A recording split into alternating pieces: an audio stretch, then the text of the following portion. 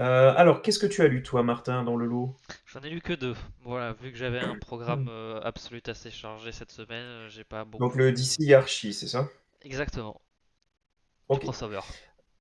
Donc, moi, j'ai tout lu sauf le DC versus AEW. C'est bizarre, mais Ah je l'ai oui, pas lu. J'ai lu ok. tout le reste. Donc, au final, oui, un, 2, 3, 4 titres indés, un titre Marvel, un titre DC, crossover catch. Alors, on va tout de suite commencer Quelqu'un de par ta famille Planet of peut-être? the Apes. Absolument! Par Josh Trujillo et Andrea Di Vito. Donc, Josh Trujillo, hein, visiblement un lointain cousin, hein, puisqu'on partage le même nom de famille. Donc, Planet of the Apes versus Fantastic Four. Donc, Marvel l'avait dit la première rencontre entre ces deux univers.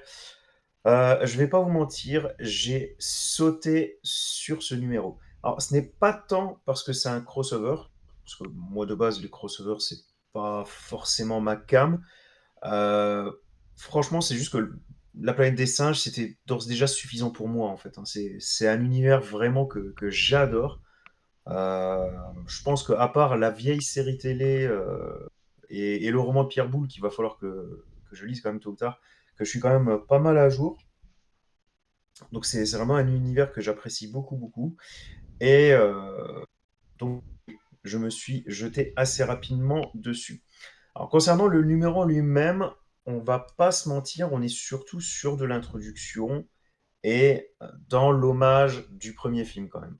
Donc c'est-à-dire qu'on a un peu les mêmes scènes, mais à la place d'avoir donc Charlton Heston en George Taylor, on a donc les quatre fantastiques, forcément. Donc c'est-à-dire que on a l'arrivée, la capture, le tribunal. Là-dessus, c'est donc quand même assez calqué sur le film. D'ailleurs, j'ai dit les quatre fantastiques, mais c'est vrai qu'on devrait dire les quatre sans le fantastique, puisqu'en fait, ils arrivent sur la planète sans pouvoir. Donc voilà, et c'est vrai qu'on suit donc encore une fois pas mal le schéma du film, et c'est vraiment que vers les trois dernières planches qu'on s'éloigne du film pour prendre une toute nouvelle direction. Et cette toute nouvelle direction est mise en place grâce à un twist qui était quand même assez efficace, que j'ai beaucoup aimé. Clairement, je trouve qu'il a fait le taf, je suis intrigué, donc oui, je continuerai avec plaisir pardon, d'autant plus que la partie graphique, elle était tout à fait honnête. Donc je crois que c'était avec ce titre-là que j'avais commencé mes dernières lectures VO, et c'était du coup un bon petit top départ pour moi. Mais j'avais bien aimé. Donc là, je vous ai montré une des premières doubles pages qui représente le tribunal. Alors, il me semble que dans le film, c'est pas vraiment comme ça non plus, mais il y a quand même, entre guillemets, une étude de l'être humain par les singes, où on est presque dans un remake de la controverse de Valladolid. Donc c'était quand même très intéressant. Passons, deuxième numéro du King Kong, ça faisait longtemps, avec Escape from Skull Island, écrit par Simon Furman et dessiné par Christopher Jones. Alors, ça découle de Return to Skull Island, qui lui-même découle de la série animée Skull Island. Je ne sais pas si vous l'avez regardé. Donc, ça fait partie du canon officiel du Monsterverse. C'est un numéro assez original parce que, comme vous le montre la cover, il se passe en fait sur deux timelines, dont une qui se passe durant la Seconde Guerre mondiale. Du coup, c'est vrai que ça permet de voir l'île de manière un peu différente. Par contre, c'est aussi le défaut du titre. Le numéro n'était pas si compliqué, et franchement, même si c'était pas si compliqué, ils ont réussi à me perdre. C'est-à-dire qu'il y avait un peu trop d'aller-retour pour moi. Au bout d'un moment, je dois avouer que j'ai perdu le fil. Alors, est-ce que c'est parce que je n'ai pas vu la série animée? Peut-être. C'est difficile à dire. Mais au final, c'est vrai que je peux pas dire que j'ai été marqué par les lectures non plus, quoi. Et ça, par contre, je pense pas que ce soit parce que je n'ai pas vu la série animée. Je pense que si tu as vu la série animée, c'est tout au plus, justement, un petit plus. Je pense pas que ce soit une étape obligatoire, entre guillemets. Donc c'est vrai que même si j'ai pas vu la série animée, moi, je peux pas vraiment dire que j'ai été marqué par cette lecture. Mais apparemment, ceux qui sont à jour ont plutôt bien apprécié. Donc voilà, j'ai envie de dire, à voir. Pour moi, c'est, clairement oubliable, mais peut-être que si vous, vous êtes à jour dans la série animée ou que vous appréciez King Kong ou au moins autant que moi, parce que c'est un personnage que j'aime bien, peut-être que, ça sera votre cam. Concernant la partie graphique, bon, bah, là, c'est un peu la même chose. C'est Je dois avouer que ça n'a pas trop aidé non plus. J'ai eu du mal. Après, il est évident que, bah, de nouveau, c'est pour aller avec la série animée, justement. Donc je suppose que ceux qui ont vu la série, bah, ils vont apprécier de retrouver un peu cette patte graphique dans le comics. Tout ça, ça va être à leur goût, tandis que moi, bah, j'ai pris les dessins tels quels et en les prenant tels quels, sans dire qu'ils étaient mauvais parce que c'est pas le cas, ils n'étaient pas à mon goût. Oui, je suis assez d'accord avec toi. Je vais retourner un petit peu en arrière. Je trouve aussi que ça fait très Pokémon. Bah, c'est à cause de la colorisation, je pense. C'est pas tant au niveau du design, parce qu'en plus, il y a pas mal de designs de créatures, je crois, qui sont quand même assez connus. Mais, mais ça fait, ouais, très coloré. Ça fait pas. Ça casse un peu le côté horrifique, en fait, des créatures, hein. Alors, t'es pas obligé d'avoir véritablement des monstruosités, on va dire. Mais quand même, un minimum, c'est une île de monstres, c'est pas pour rien. Donc si tu mets des monstres aux couleurs de l'arc-en-ciel, oui, forcément, ça amoindrit un petit peu le truc. C'est l'heure de la bagarre, je crois bien. Baston! Euh, Are you ready, boy? on ne parlera pas du Royal Rumble plus que ça par contre, hein. Voilà, on parle de Rumble, ça va me faire souffrir sinon. Ça faisait un petit moment qu'on savait que ça allait sortir ce petit crossover DC AEW ou AEW, puisque donc l'AEW est diffusé sur TBS, TNT et HBO Max. Voilà, il y a un deal avec, voilà, avec la Warner, donc évidemment c'était logique qu'au bout d'un moment ils pointent leur bout de, voilà, le bout de leur nez dans dans un petit crossover. Voilà, c'est vrai que j'ai pas expliqué ce que c'était la OW. C'est une fédération de catch, voilà, comme la WWE, euh, mais qui est plus récente, voilà, qui est pas aussi installée historiquement que la VVE, mais qui peut vous proposer une alternative. Voilà, donc il me semble qu'en France c'est diffusé chez Warner TV Next. Après, je pense que vous pouvez toujours filouter, à vous de voir. Voilà quoi, je suis pas responsable de ce que vous faites, mais voilà, en tout cas, c'est quand même relativement accessible. Bien plus que ne pouvait l'être la WCW à l'époque. Voilà. Donc voilà, c'est du catch, c'est la bagarre. Donc que vaut les bagarreurs du catch face aux bagarreurs avec des super pouvoirs. Euh, il faut y aller un petit peu au second degré, je vais pas vous le cacher. Euh, Puisque bon, déjà même le principe de base, euh, une ceinture hein, multiverselle, voilà, un championnat multiversel explose et il faut qu'ils aillent retrouver des bouts de cette ceinture un peu éparpillés un peu partout, puisqu'elle est faite d'un matériau ultra puissant et en gros, si tu as ce matériau-là, tu peux faire des choses terribles. Donc en fait, on a plein de duos composés d'une personne de chez DC, une personne de chez AEW, euh, et c'est très, ça fait très vitrine hein, comme titre. Ça reste un crossover, donc vous attendez pas un truc hyper profond, quoi que ce soit. Le titre, c'est beaucoup de ah là là, je vais faire un dialogue et je mentionne avec le nom la personne à qui je parle. Donc c'est ah oui, tu as raison, Batman. Oui, je suis Mercedes Monet. Bonjour, moi c'est Aquaman et je parle actuellement à Will Ospreay. Donc voilà, ça fonctionne beaucoup comme ça parce que c'est un crossover et que pour ceux qui connaissent d'ici mais pas l'OW ou ceux qui connaissent la OW mais pas d'ici pour que voilà il y ait des ponts qui se fassent. Donc c'est pas une écriture très subtile. Je peux pas dire que je m'attendais à plus subtil que ça, hein, parce que c'est pas le but. Par contre, là où j'ai un peu plus de mal, c'est que vu qu'on éparpille beaucoup l'action en termes de lieux, vu qu'il y a beaucoup de duos différents, etc., en fait, on voit plein, c'est comme si on voit une succession de vignettes de combats, de trucs comme ça, donc il y a des petits échanges un peu sympas, des moves un peu stylés, de temps en temps, il y a des prises de catch qui sont bien dessinées, etc. etc. Mais c'est beaucoup, ça fait beaucoup d'un coup. Je pense qu'ils auraient mérité, enfin, le titre aurait un peu été meilleur s'ils avaient un peu focalisé, s'ils avaient enlevé peut-être deux ou trois duos pour le faire le numéro 2 ensuite. Parce que là, on a beaucoup de choses dans ce premier numéro, beaucoup de scènes d'action séparées. Et du coup, ça fait un peu une succession de 2-3 pages vite fait. Donc bon, ça empêche de vraiment développer un truc. C'est partout comme... Ah, non, non, Tu non. m'étonnes. Euh, mais pour le coup, j'ai plutôt aimé ce qu'ils ont fait avec la fin. Et en fait, je pense que le deuxième numéro sera plus intéressant que le premier.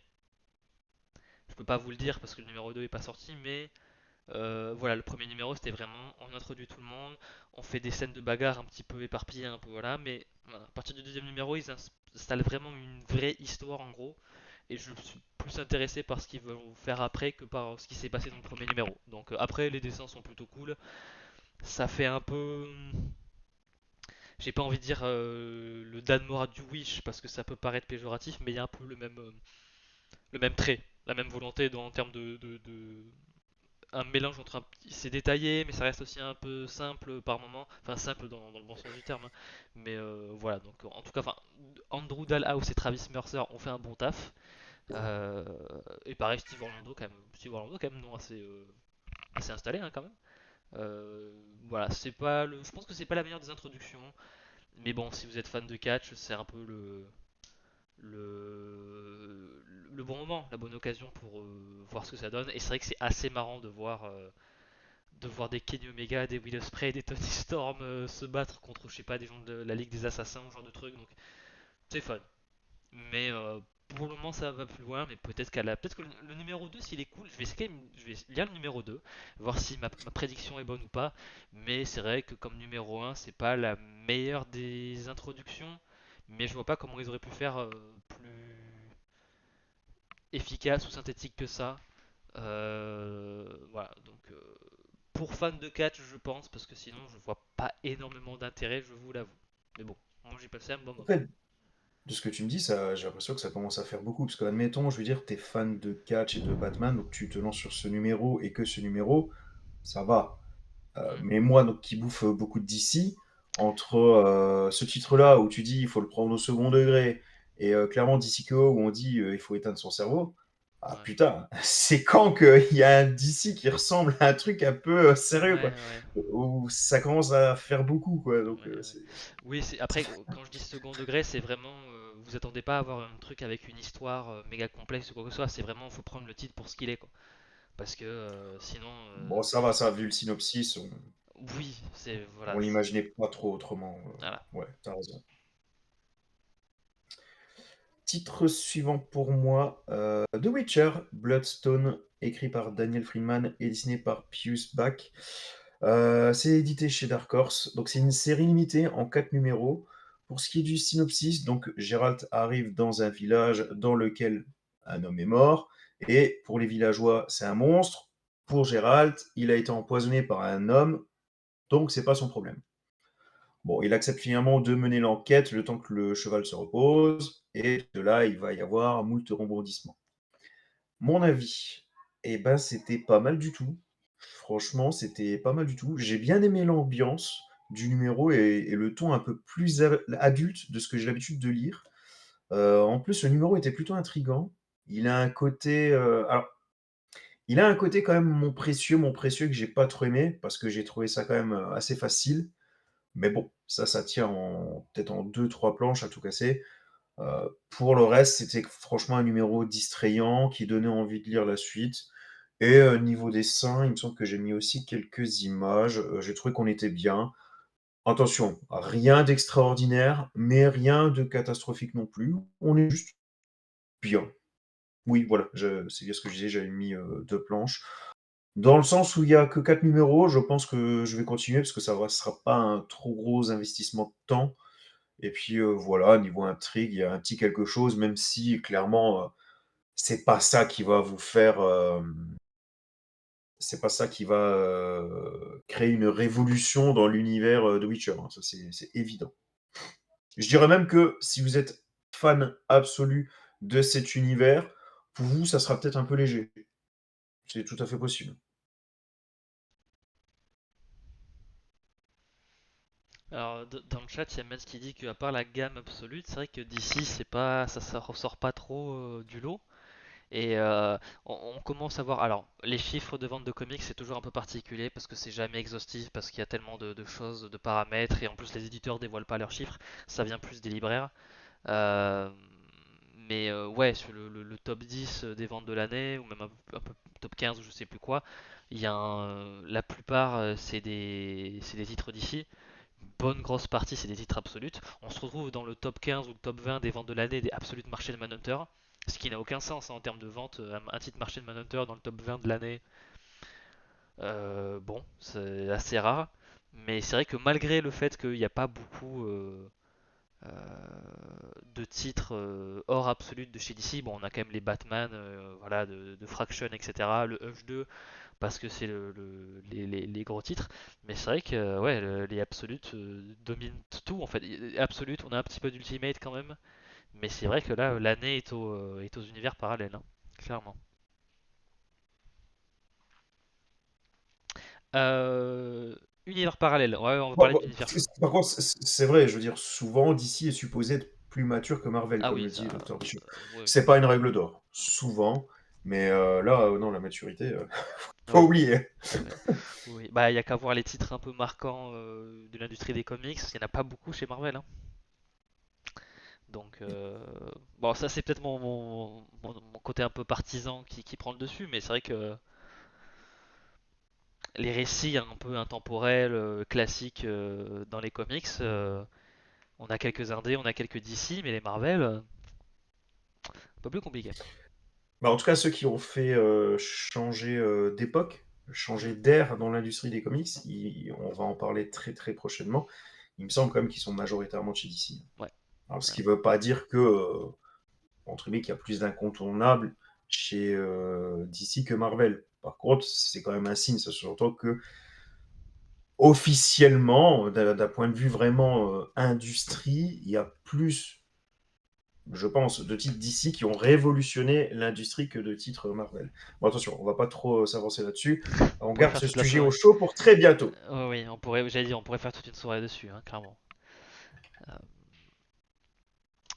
Euh, voilà, on part dans les univers un peu chelous. Puisque, bah voilà, c'était justement pour faire la partie de ce soir, je me suis dit, tiens, qu'est-ce qu'il y a comme nouveauté en ce moment? Chez DC, il y avait quelques trucs, voilà, mais c'était beaucoup de DC KO, donc bon, on garde ça pour la partie DC KO. Chez Marvel, il y avait beaucoup de Shadows of Tomorrow, donc pareil, on garde ça pour les parties Shadows of Tomorrow. Et je me suis donc retrouvé un petit peu à feuilleter ce qui se fait au-delà, hein, Marvel et DC. Et c'est là que j'ai vu un crossover Archie Army of Darkness. Que j'aime. Je me suis dit, il faut que je lise ça. C'était juste pas possible autrement. Puisque voilà, rien que le crossover voilà, je m'attendais pas à ça. Enfin, je m'attendais pas à ça. Ça m'a surpris et en fait, je me dis, oui, en fait, Archie a tellement fait de crossover avec n'importe qui que il fallait que ça arrive un jour. Archie a déjà fait un crossover avec le Punisher. Voilà, comme quoi Army of Darkness, c'est pas si surprenant que ça finalement. C'est écrit par Eric Burnham, c'est dessiné par Gil Galvan. Euh, Partie graphique, c'est du Archie. C'est pas la... On reste quand même vraiment dans Comment le ça style s'appelle? Archie, hein, donc c'est dans un quand même un Ouais. moule qui laisse pas beaucoup de place à l'interprétation, un petit peu quand même, mais voilà, ça reste quand même un petit peu dans le style. Après, voilà, niveau scénar, euh, bon, c'est Archie. Au bout d'un moment, il y a des zombies qui débarquent. Est-ce que j'ai vraiment besoin d'en dire plus?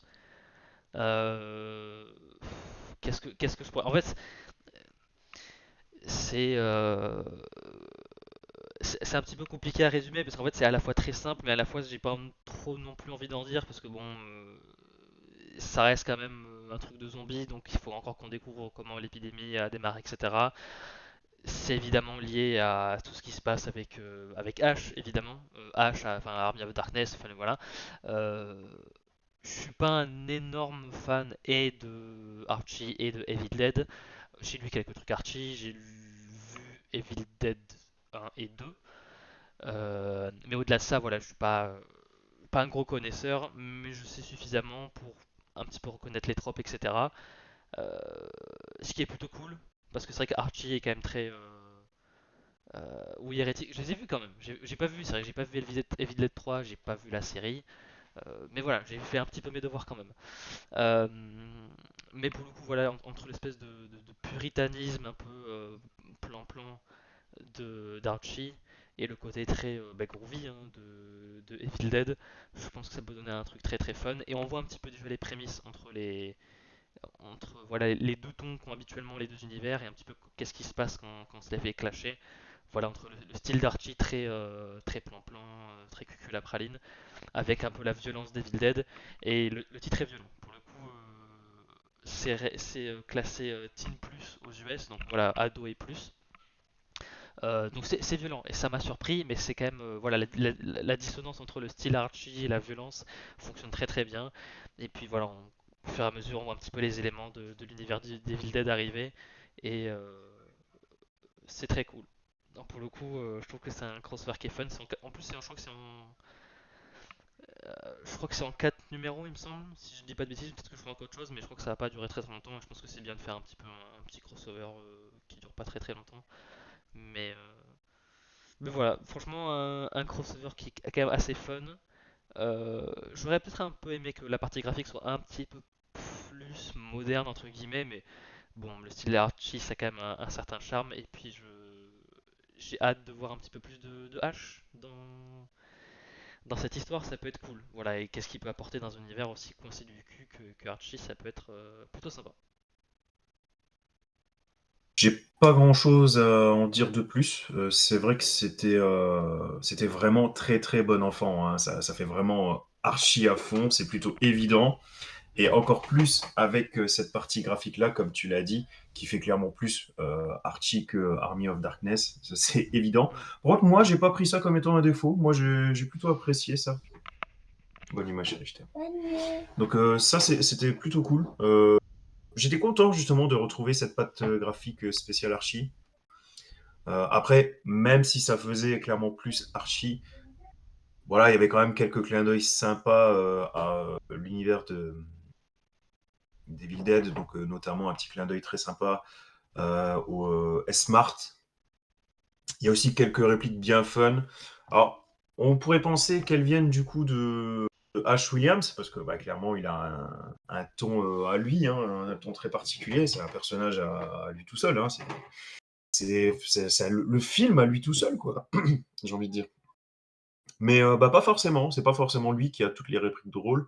Donc il y en a une qui m'avait bien fait rire, notamment donc Ash qui dit «Ah t'as vu, tu remarqué? Oui, c'est vrai, j'ai une main métallique, je l'ai récupérée, durant les âges sombres». Donc si vous êtes à jour dans les films, Oui, ce c'est qu'il vrai. appelle âge sombre, c'est tout simplement ce qui s'est passé dans le troisième film, hein. Donc quand il est à l'époque médiévale. Mais Archie, bah, qui lui n'a pas vu le troisième film, hein, qui entend âge sombre et qui répond à un truc du genre ah oui, les âges sombres, oui, c'est quoi? C'est les années 80, quoi. Oui, c'était c'était drôle. C'était Donc sympa. franchement, un titre bah, de nouveau, faut bien le dire, hein, pas prise de tête, mais plutôt divertissant. Après, pour l'instant, c'est vrai que le côté horreur est quand même en retrait. Euh, J'espère que ça va bouger quand même un petit peu plus dans le prochain numéro. Dans tous les cas, c'était assez prometteur. Oui, je suis d'accord, Matt. Rien que niveau réplique, rien que pour les répliques, la série H versus Evil Dead vaut le coup. Alors ça me fait penser qu'il y a une série Archie, pareil, de zombies, enfin spé zombie horreur, qui a pour le coup là un traitement beaucoup plus mature et sérieux, etc. Qui est cool, que je conseille. Le problème c'est que je crois que n'a ça n'a jamais été terminé. Un peu chiant, mais en tout cas Ah, c'était quand même, je crois que c'est en 8 ou 9 numéros pour le moment, donc c'est peut-être qu'un jour on verra la fin, hein, comme All Star Batman, peut-être, on sait pas, mais voilà, en tout cas c'était comme le bien. Swamp Thing de je sais plus qui, qu'ils ont fait 27 ans après, là. Ouais, voilà, donc je me souviens plus du titre, mais ouais, il y a une série un peu film de Archie Zombie, bah ça doit être ça, hein, donc qui était cool, ouais. Ah, ils se Que sont je foulés conseille. pour le nom. Mm. Ouais, ouais. Dernier numéro de saison 1 de la VO, Supernatural, Valentine's Day Special 2026. 2026, ouais, décidément, j'ai un peu de mal à parler aujourd'hui. Allez, on va se le refaire comme il faut. Dernier numéro pour ce numéro 1 de la VO, Supernatural Valentine's Day Special 2026. Voilà, c'est mieux. Écrit par Pretty Shibir et dessiné par Pasquale Qualano. Donc, un numéro spécial Saint-Valentin, vous l'aurez compris. Sam et Dean enquêtent sur une chose qui mord et brûle en même temps. Donc voilà, hein, c'est suffisamment intriguant pour que ce soit de leur domaine, comme ils le disent eux-mêmes. Mais ce qu'ils ne savent pas, c'est qu'ils arrivent dans une ville qui est considérée par le journal local comme étant la ville sans amour. Et vous voyez le truc venir, c'est la Saint-Valentin, il y a pas d'amour. Et effectivement, tu tournes les pages et on se rend vite compte qu'il y a rupture sur rupture autour d'eux. C'est un one shot, donc l'intrigue est assez vite bouclée, puisque bien évidemment ça tient en un seul numéro, mais malgré ça, je trouve que le numéro est plutôt bien construit quand même. L'aventure se passe en début de série, tout sûr avant le début de la saison 4. Et je dirais même très certainement avant le final de la saison 2. Et à noter que cette fois, on va du côté de l'hindouisme. Donc, si vous avez arrêté Supernatural très très tôt, il faut savoir que à partir de la saison 4, Supernatural prend une. Je peux pas avec Matt dans le coin, c'est pas possible. Euh, Donc il faut savoir que Supernatural prend très rapidement une dimension, assez, divine avec, bon, les dieux du christianisme dans les grandes lignes, mais très fréquemment, il touche un petit peu aussi aux autres religions et pour ce qui est de l'hindouisme, c'est quand même très rare. Je crois bien que, en comptant ce comics, donc c'est la deuxième fois qu'on en a, parce qu'il y a un épisode où effectivement on a Ganesh et Kali.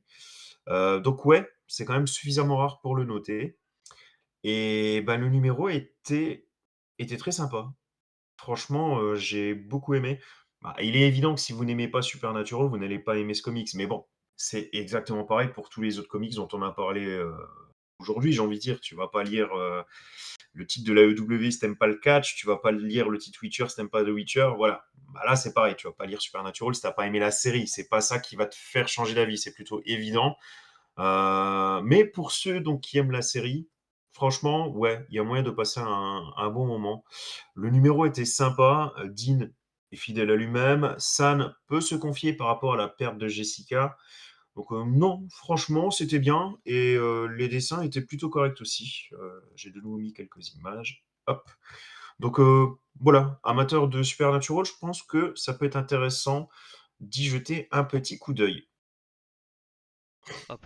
Je tiens à préciser, pour cette fin de partie, j'ai abordé un titre qui parle de catch, euh, en disant que ça peut être pas mal, mais c'est un peu confus, un peu too much pour un premier numéro.